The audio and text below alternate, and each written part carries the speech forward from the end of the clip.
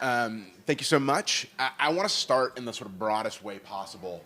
My very first job in politics was working for the state Democratic Party in North Carolina, where, among other things, my introduction to this profession was knocking on doors and helping to turn out voters.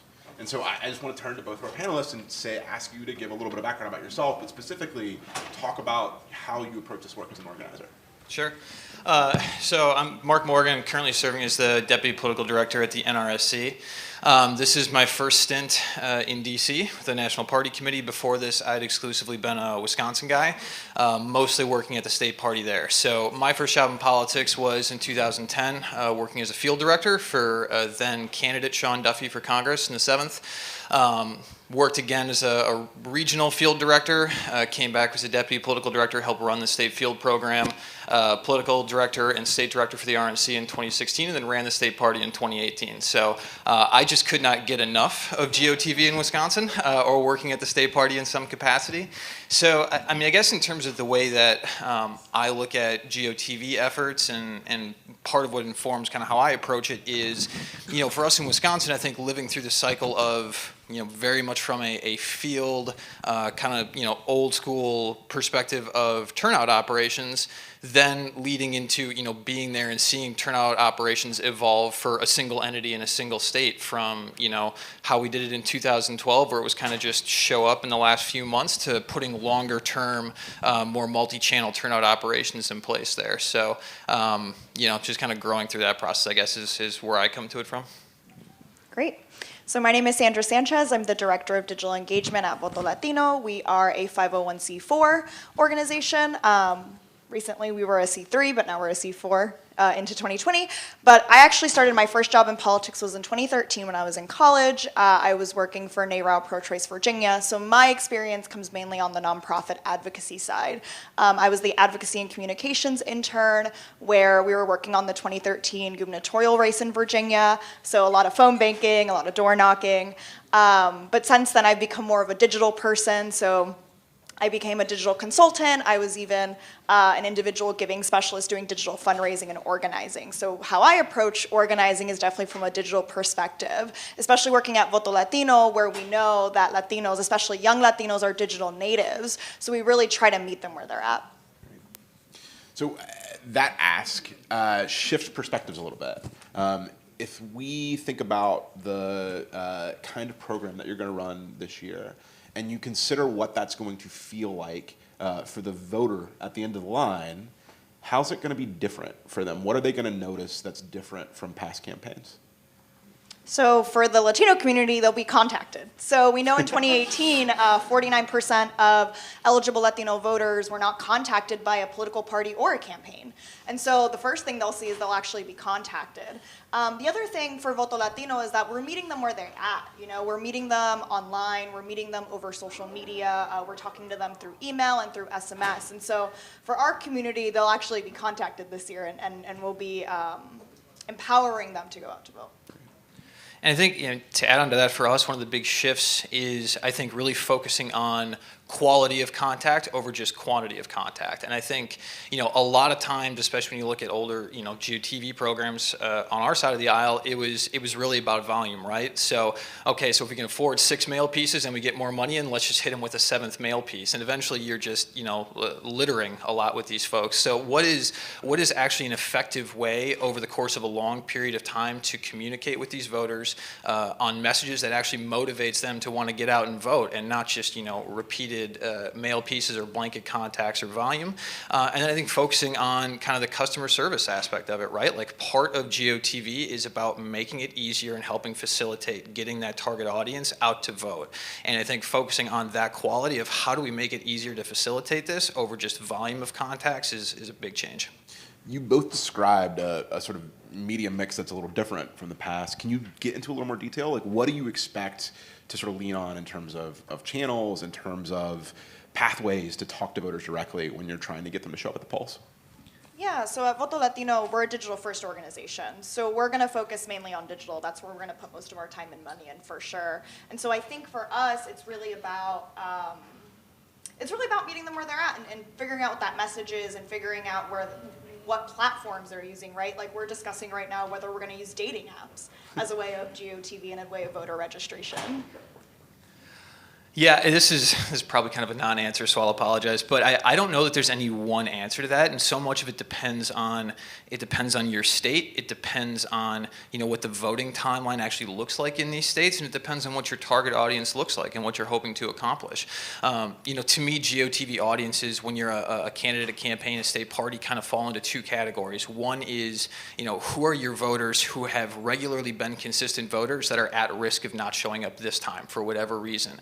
Well, that's going to be a far more, frankly, traditional persuasion type strategy to engage those folks. And so, there you're looking at actually engaging a television targeting, far more digital heavy universe, the same way you would with your broad persuasion budget.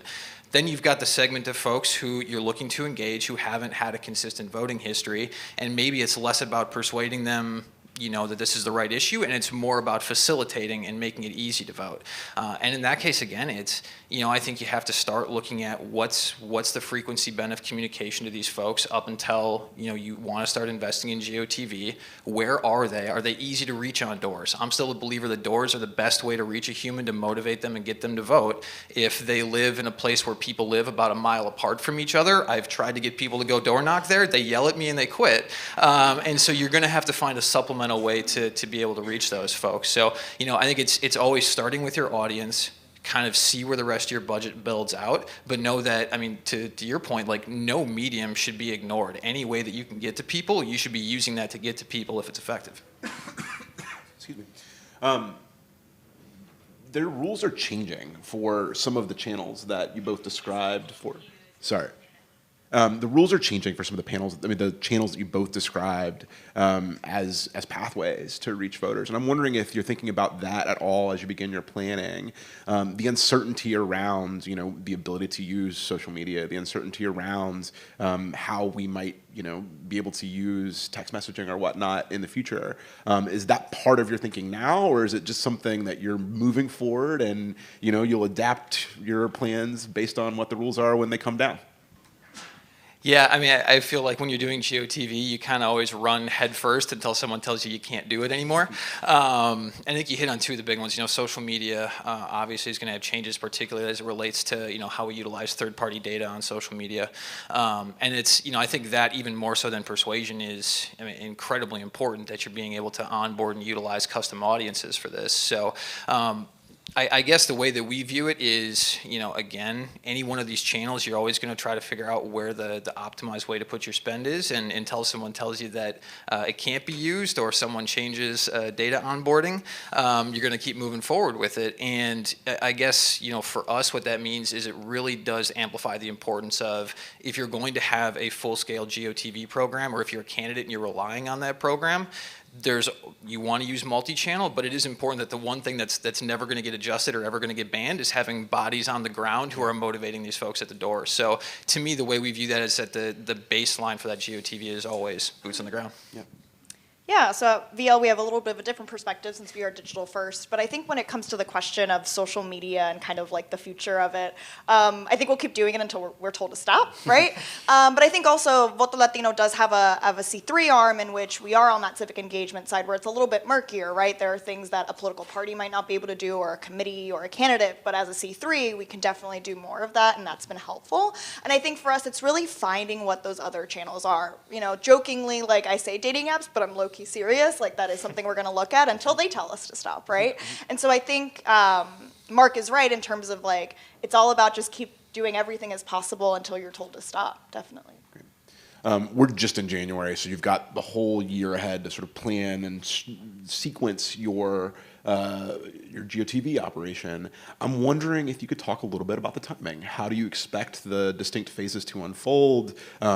Where do you expect to shift your thinking as we get deeper into the election? Yeah, so at Voto Latino, our main goal is registering voters. So we're actually already launching our digital voter registration program. And so that helps us to start testing, to start looking at all those things. And so for us, we're going to start shifting our mind around those deadlines, right? When those registration deadlines are over, that's when we start looking at activating these voters and activating these people. The big thing also is that we know that Latino voters, those who are eligible, part of the reason why they don't go out and vote is because they don't feel prepared, they don't feel educated, they feel misinformed, they don't know about the candidates or the issues. And so at Voto Latino, our other goal, not just mobilizing them, but also educating them so that they feel empowered to actually go out and vote. Yeah, and I think, getting back to some of the early investment timeline too, so, to build off of that, I think it's something that on our side of the aisle, the Republican National Committee and the Trump campaign have been very forward on. I think a lot of our Senate campaigns have as well, is that, GOTV is no longer just a thing that occurs in the final 4 or 5 months of a campaign. This is a full cycle investment, the same as any other aspect of your campaign. So, I think having that investment early, particularly when, so much of what is tough about GOTV, particularly with these target audiences, is finding a way to break through all of the noise and all of the other stuff going on in their lives to make this something that is important and front of center. And the best resource for that beyond Medium is just time and continual engagement and building those relationships over that time period, whether it's interacting with them on social media or interacting with them in person. There's always going to be an eventual scale up, and I think for every state it really just depends on in addition to voter registration, on voting cadence. In a state where, take Georgia for example, where 60% of the vote is cast early and those votes start getting cast in early October, well, full-scale GOTV investment better be leading up to being heavy for those 3 weeks. If it's in a state where it's day only, then you can kind of truncate that a little bit and push it more towards the end. So, the timeline I think really just depends on voting cadence and some of the regulatory deadlines in those states. So there's obviously a role for volunteers and real people to play in your programs. And in fact, some of the political science that we have indicates that the closer someone has a connection to the community in which they are engaging voters, the more effective they are. So I was wondering if each of you could talk about how you're thinking about incorporating your volunteers into your programs, what sort of training, what sort of preparation they need to be able to use the tools and the messaging points that you're putting together for them.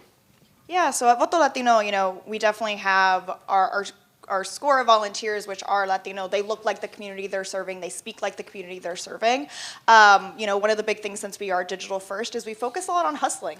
Going back to your earlier question about how things have changed, like that peer-to-peer text messaging, we know that works. We sent over 10,000 text messages for Virginia in 2019, and we saw an increased turnout of Latino folks in Virginia. And so for us, it really is about giving them that tool and making it accessible for them, right? Not for everyone. For us who live in apartment buildings, it's not as easy to go door to door, right? It's not as easy to do those things, but empowering them to be able to text people, right? Do a simple webinar online or something like that. So those are the type of tools we try to give our volunteers.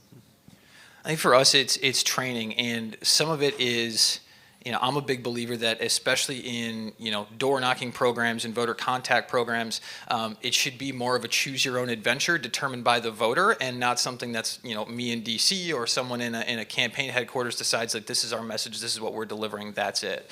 So I think a lot of it is training volunteers on one, like the importance of regular contact within a consistent area, making sure that, we're not trucking them from one city to the next, but they are staying there and over the course of a long period of time building a relationship with the voters that they've knocked on these doors time after time, and that when they do, they're trained on how to have a conversation, how to get data back, and ultimately when they do deliver a message, how to deliver that message effectively. There's this whole emerging field of relational organizing where you're connecting people not just to their community, but your volunteers to the specific voters they know they have relationships with, who your data tell you need to turn out, you need to vote. So I was wondering if you could talk about how both your organizations are thinking about relational organizing in the 2020 election, just broadly as an overview to start.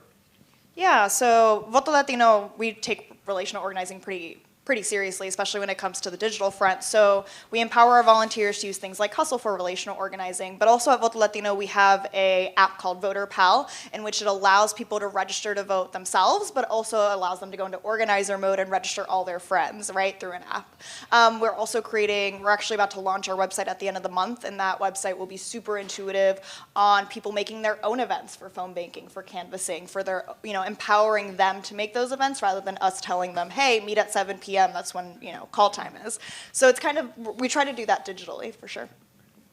Yeah, I think a lot of the same thing. The apps may be different, but for us, it's a matter of, and again, it goes to that timeline. Like you have an earlier field program or an earlier volunteer contact program, you just have more time to engage in this. So, working with volunteers up front to have them, identify folks within their network that match back to your target audience, I think is huge. Like if you have folks with a built-in social network and you're not, understanding what that social network is or where it falls within your target audience, that's just a missed opportunity to leverage a really important contact.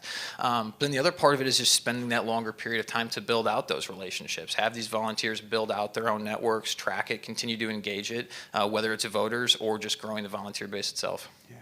So you both talked about the sort of technology, and there's a ton of innovation happening in this space. There are new tools being developed seemingly every week. And I'm curious, as you examine that marketplace, what are the features that feel like really important for this kind of organizing work and specifically for get out the vote operations? And what do you think the technology still needs to go? Where does it need to improve the course of the 2020 election to make sure that these programs are as effective as they can be? It's a really good question. I think from what's important today, it's going to be different in terms of what we want to see from a campaign side versus what I think is important on a usability side. From a campaign side, it's going to be a matter of the GoTV in any aspect of this campaign isn't siloed anymore. Your GoTV operation is, coordinated with your digital operation. It's coordinated with any other type of outbound communication. So what's important for me more than anything is the ability to see of all of these different contact mediums and contact universes that we have, a singular way to be able to track what those engagement looks like over time and metrics in place to be able to see, are we growing the program or accomplishing our goals? In terms of what I think is important for a user, for any of this technology that's going to be used in the field with folks, it's just user-friendly. Like, can you download this app, pick it up, and use it within like 5 minutes, or do I need to go back for a computer science degree to be able to get this thing to go? So the more that, both for the user and for our voters, you can get them to just a one-stop use for everything, I think that's the important part more than anything. Yeah, to add on to what Mark said, I agree. I think being user-friendly is important, right? Like I come from also a fundraising background, and my old boss and I used to talk about this idea of donor friction, right? Like, what is creating friction? Why aren't people filling out this form, or why aren't people reacting to this? And I think it's about what is accessible, what works, what does the user need for them to work. But I think also on our side, we look at it as something that's going to help our community. I mean, working with the Latino community, we're working with a group that aren't seen as regular voters, aren't seen as people who we can depend upon. And so we have to think about, how can we meet them where they're at versus us imposing kind of an app or something like that. Changing gears a little bit, but not that much actually. Talk a little bit about how you need data to inform your GoTV programs. What do you expect your testing and your modeling to do for you as you build out your operations for 2020? Yeah, so working in digital, data is everything. It's how we can tell everything. So I'm looking every day at our targeting. I'm looking, right now we're in the beginning with our voter registration program, and so I'm looking every day at, are we hitting our target audience? Are we hitting the age group that we want? Are we doing all these things? So that's going to inform what platforms we're on. We're seeing registration come through Instagram and Facebook, so that's where we're going to put our spend. So I try to think of that a lot. Yeah, same thing. So I guess a couple of things in terms of how we approach data. One of the big things, and I think is a discussion going on within the data community and users of it, is that your data isn't a poll. Don't treat it like a poll, and that's kind of step one. So the way you need to be thinking about data at all times is that, how is this helping me more effectively deliver a message to the right people?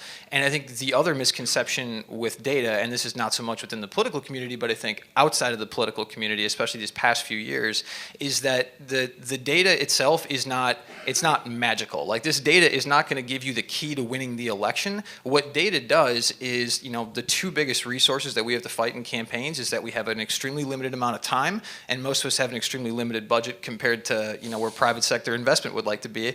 And so knowing that, how do we most effectively spend the limited resources that we have? That's what data does, and that's all it does, is help you get that message to the right people, or almost all it does. So as you're building out GoTV universes, the two things we look for in data, obviously, is a reliable source that these folks are supporters, and then two, and I think this is something that is evolving for us, but how does turnout modeling take place in that? How do we get a better sense of who are the voters that are actually showing up, who are the ones that usually don't show up, and then three, who are the ones that are at risk of potentially not showing up but have in the past? So much of our modeling on turnout is based on voter history, as it should be. It's the best predictor of future voting behavior. But I think, as you saw in the 2018 midterms, there are groups of voters with reliable voting history that aren't going to show up, where you're going to have a far more effective use of spend if you can engage them early than you might on low propensity voters. So getting that view of where people fall on the turnout spectrum and getting that view of where they fall on the partisan spectrum is the two most important things your data can do. How do you make sure you're reaching the right people? How do you make sure you're not motivating the folks who are going to vote for your opponent or the other side to turn out instead?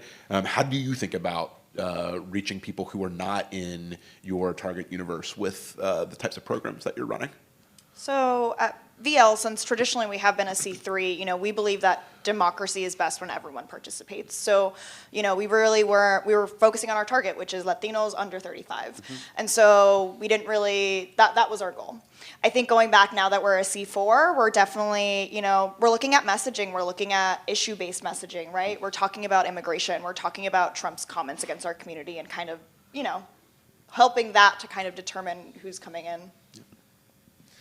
Yeah, I think, again, it just goes back to the quality of the data and making sure that process is being tested over the course of your entire campaign. I think, whether it is with the voter contact program on the ground or whether it's, going in with IVRs to test, you want to make sure that audience that, you're being told is a 90% turnout audience for you, they're 90% supportive, well, you should be able to test that and validate that and see that and make sure that you are actually spending your resources wisely. I do think the other thing, as far as making sure you're activating the right people and engaging them, is understanding that sometimes you want to play money ball with the turnout operation and pretend that, like, well, if we just we want to talk to them but say the exact right message, but nobody else is talking to them or going to activate them. These campaigns aren't happening in a vacuum, and so it's not about avoiding the other side. It's about just making sure you are turning out as many of your supporters as possible, and that when you are on the doors with them or when you're engaging them on social media or wherever it is, that you are using the most effective message possible that is consistent with the macro level messaging of the campaign, and understanding that that's your goal is not to try to slice and dice all sectors of the electorate. Here are your voters you need to get out, get them out. I want to ask one final question from me and then see if the audience has questions. So if we reconvene this exact panel in a year, what have we learned? What's the biggest takeaway from the 2020 election, if you had to guess? I would hope that the biggest takeaway is that Latino and young people voted unprecedented in 2020, that they determined this election. And so I think we'll have a better understanding of messaging, what works, especially with our community, with the Latino community, people of color, these low propensity voters. But I think also just like these targeting, I think on the digital side, we'll know, Instagram does better, Facebook does better, dating apps do better. And so I think for us, it's looking at both the mix of messaging as well as targeting. Yeah, I agree, and I think, so to cheat and maybe have two of them, I think one is, because, part of the discussion with campaigns, you have these meetings, and one of the questions you always ask is, okay, so, what do you expect for turnout in 2020? Well, turnout's going up. Well, it's kind of like guessing that the market's going up. Yes, I agree, turnout's going to go up. These numbers are going to be higher. I think the question that we'll learn is, how is the composition of that electorate changing? 2018's electorate was, a lot younger than usual. It's very different than what we've typically seen in a midterm electorate. Is that a new trend, or is it a one-off, and how is it going to change for the the future. The other thing, I think, is something that, just for me personally, really interested in. I think a lot of our testing that we've had around GoTV, it very much kind of backloads. We find out at the end how that one mail piece or that one phone call or that one door knock did. I think what's more interesting is now that we've kind of universally as an industry moved to this full-time field program, is getting a grip on how much value is provided in the middle. How much marginal value do we see from that early contact with folks compared to how it used to be just showing up at the end, and how can you continue to grow that engagement over time? Let's open up for questions. Right back here.